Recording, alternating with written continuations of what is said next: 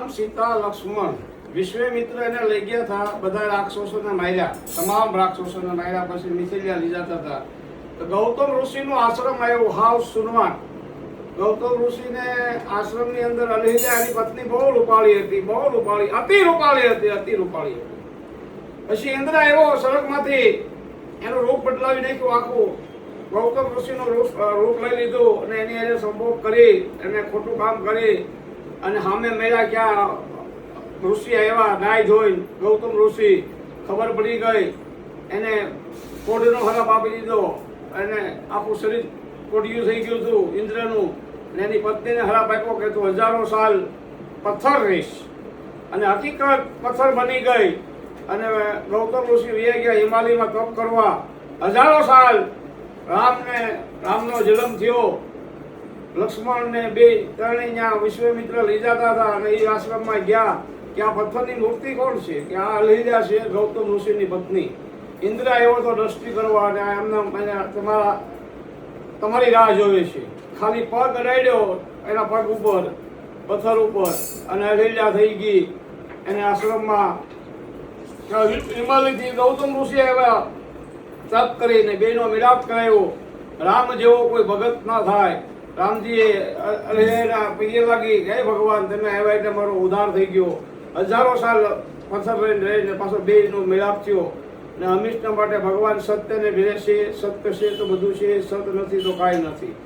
આજે મેં તમને ભાગવત નથી આપી કોઈને, ભાગવત કાલે આપી, મારી પાસે ટાઈમ ઓછો છે. આજે આ શિવની કથા આપું છું. એક ઋષિ તપ કરતા હતા, બહુ તપ કર્યો, બહુ તપ કર્યો જંગલની અંદર, બહુ અતિ તપ કર્યો, અતિ તપ કર્યો. 1000 સાલ તપ કર્યો ઋષિએ. અને પછી એને શિવ પ્રસન્ન થયા. શિવે કીધું મારો બોલો પ્રશ્ન તમારો શું છે, તમારે શું વરદાન જોઈએ છે? વરદાન કાંઈ નથી જતું ભગવાન, પણ ઓમ નમઃ શિવાયનો મને મંત્ર શું કહેવાય, એ શું કામમાં આવે છે એનો મને અર્થ સમજાવો. પછી કોઈ વાંધો નહીં શિવ કે જો અમે નાની એવી સિટી છે એના કાનમાં જઈને ઓમ નમઃ શિવાય બોલો. ઓમ નમઃ શિવાય બોલ્યા એટલે સિટી મરી ગઈ. સિટીમાંથી હરણ થયું. સામે જો હરણ છે ત્યાં બોલો ઓમ નમઃ શિવાય, એ મરી ગયું. તો ઋષિ ધ્રુવજી ગયા, આપ ભગવાન મારી ત્યાં કેવું કરાવો તમે, હું કહું એમ કરતા જાઓ. પછી હરણમાંથી એ 3 વાહનનું બાળક બન્યું, માણસ બની ગયું. બાળક જન્મ થયો કે આ પશુ આ બાળક છે ત્યાંની કાનમાં ઓમ નમઃ શિવાય બોલો.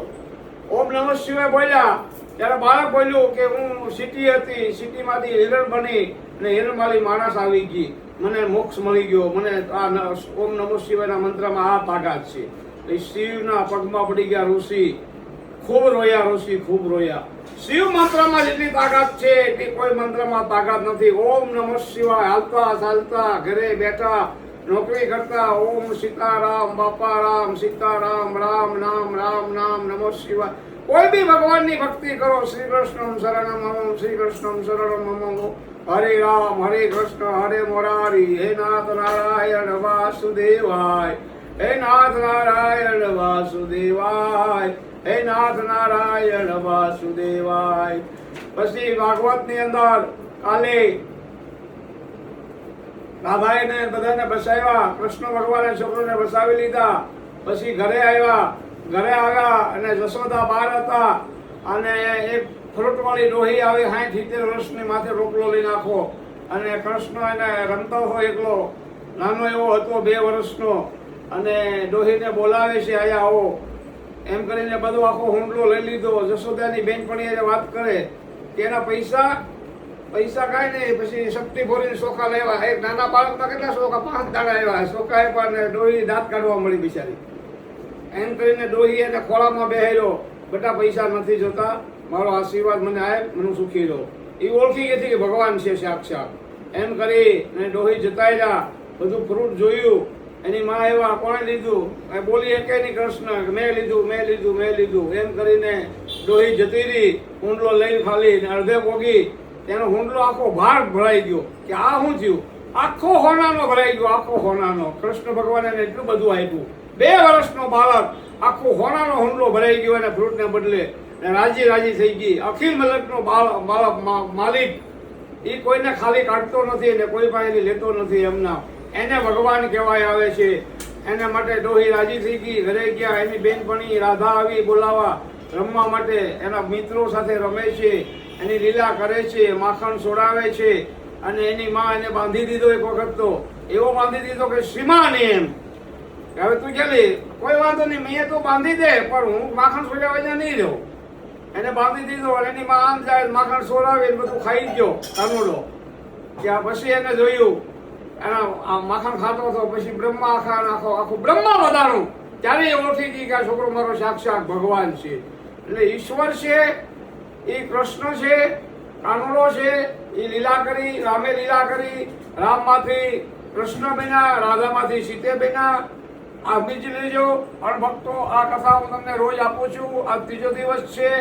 પછી એની અંદર કાળિયો નાગ જમનાજીનું પાણી ખરાબ કરી નાખ્યું, હાવ પાણી પીવા મળે નહીં, અને બધાય દીવે નાગથી એમ કરી અને કૃષ્ણ ભગવાન બધા આખું ગોકુળ જમના કાંઠે ઊભું રહ્યું અને ઝાડવા ઉપર ચડી ગયા 2 વર્ષનો બાળક કૃષ્ણ ભગવાન, અલિક 12 દિનનો ધણી કાળિયો ઠાકર.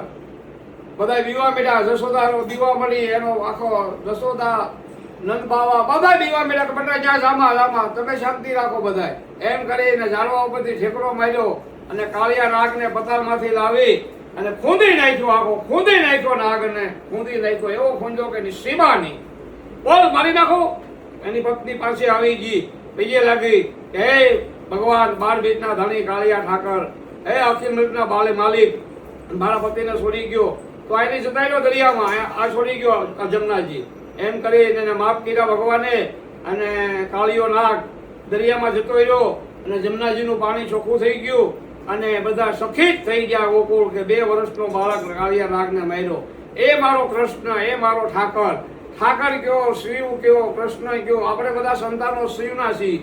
રામ છે, કૃષ્ણ છે, કોટી દેવો છે, પણ માં શિવ ને માં પાર્વતીથી નીચે. બધાની ઠેર સળજો, હનુમાનની ઠેર સળજો, બધાની ઠેર સળજો, પણ જેથી શિવની ઠેર સળ્યા ને તેથી તમારી બધાની પથારી ફરી જાય, સમજી લેજો. શિવ સામે જો કોઈ હાલ્યા ખોટી રીતે, હા સાચી રીતે હાલશો તો શિવ તમને નમશે, પણ ખોટી રીતે હાલ્યા તેથી તમારી પથારી ફરશે. ઓમ નમો નારાયણ, જય સિયારામ. આ કથા પાછો કાલે આપીશ.